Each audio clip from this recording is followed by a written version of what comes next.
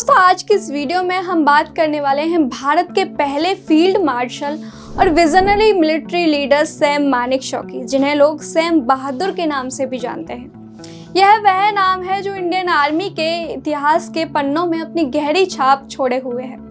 यह वह व्यक्ति थे जो न कभी दुश्मन की गोलियों से डरे और ना ही किसी राजनेता से। उन्हीं के बहादुरी के किस्से सुनाने के लिए आज हम हाजिर हैं आपके सामने इस नई वीडियो के साथ। दोस्तों सैम बहादुर के दादाजी को गुजरात के वलसाड़ में लोग मोटा बाबा कहकर पुकारते थे। उनका परिवार पारसी कम्युनिटी से ताल्लुक रखता था। सैम के पिता हार्म्स जी की मुलाकात मुंबई में हीराबाई से हुई।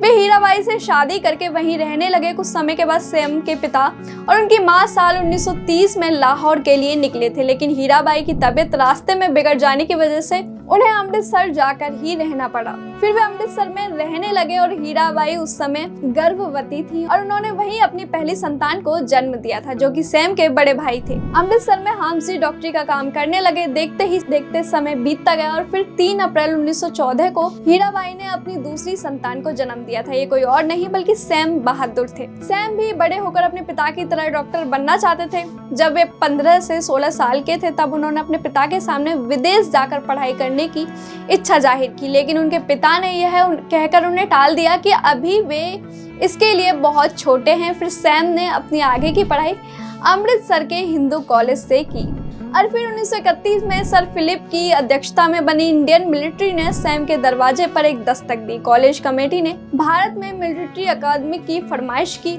यहाँ पर इंडियंस को फौज की ट्रेनिंग दी जाती थी। सैम पहले ही विदेश जाने पर अपने पिता से ना सुनकर नाराज थे और उसी वजह से सैम ने आर्मी ज्वाइन करने का फैसला किया। सैम ने इसके लिए टेस्ट दिया और टॉप 40 में से उन्होंने 6th रैंक हासिल की और यहीं से आर्मी में उनका सफर शुरू हो गया, जो कि अपने आप में एक लीजेंड सफर रहा था। जरा सोचिए, यदि सैम का परिवार उस वक्त लाहौर चला जाता तो 1947 के विभाजन के बाद सैम पाकिस्तान के ही होकर रह जाते और भारत अपना एक काबिल आर्मी ऑफिसर खो देता, या फिर सैम पढ़ाई के लिए लंदन चले जाते तो उन्हें इंडियन आर्मी ज्वाइन करने का सौभाग्य कभी प्राप्त न हो पाता। हालांकि उन्होंने ब्रिटिश इंडियन आर्मी ज्वाइन की थी, लेकिन वे बने ही आर्मी के लिए थे। उनका निडर व्यक्तित्व और दुश्मन की आंखों में आंखें डालकर देखने का जज्बा उनके अंदर था और इसी का परिचय उन्होंने 1942 में हुए द्वितीय विश्व युद्ध के समय दिया था। उस समय मिलिट्री में ऑफिसर्स की शॉर्टेज चल रही थी, जिस वजह से सैम को ब्रिटिश इंडियन आर्मी का कैप्टन बनाया गया था।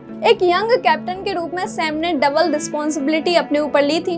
द्वितीय विश्व युद्ध के दौरान बर्मा में चल रहे इंडियन और जापानी फौज के बीच भीषण युद्ध चल रहा था। युद्ध के बीच एक जापानी फौजी ने सैम पर लगातार कई गोलियां बरसा दी। सैम इतने प्रहारों की वजह से बुरी तरह घायल हो गए थे, लेकिन फिर भी उन्होंने युद्ध का मैदान नहीं छोड़ा और घंटों तक वहीं डटे रहे। उन्हें घायल अवस्था में ही कैंप में ले जाया गया। डॉक्टरों ने उनका इलाज करने के लिए मना कर दिया था, लेकिन जब सैनिकों ने उन पर दबाव बनाया तब इलाज किया गया और सैम बहादुर बच गए। सैम बहादुर को साल 1971 में हुए भारत पाकिस्तान युद्ध के लिए भी विशेष रूप से जाना जाता है। उन्हें उस युद्ध की रणनीति का आर्किटेक्ट भी कहा जाता है, क्योंकि उनके नेतृत्व में ही भारतीय सेना ने पाकिस्तानी सैनिकों के दांत खट्टे कर दिए थे, जिसके बाद पूर्वी पाकिस्तान बांग्लादेश के रूप में सामने आया था। भारत के प्रति उनकी सेवा के लिए भारत के राष्ट्रपति ने 1972 में सैम बहादुर जी को पद्म विभूषण से सम्मानित किया। दोस्तों इस वीडियो में हमने सैम बहादुर के जीवन से जुड़े कुछ ही किस्सों को आपको बताया है। अगर आप उनकी बहादुरी और उनके जीवन से जुड़े रोचक किस्सों को और विस्तार से जानना चाहते हैं तो आप हनादी फाल्की के द्वारा लिखी गई सैम बहादुर की biography field marshal Sam Manekshaw को पढ़ सकते हैं, जिससे आप उन्हें और ठीक से जान पाएंगे। आपको बता दें कि यह किताब सभी ऑनलाइन और ऑफलाइन प्लेटफॉर्म्स पर उपलब्ध है। आपको वहां से आसानी से मिल जाएगी।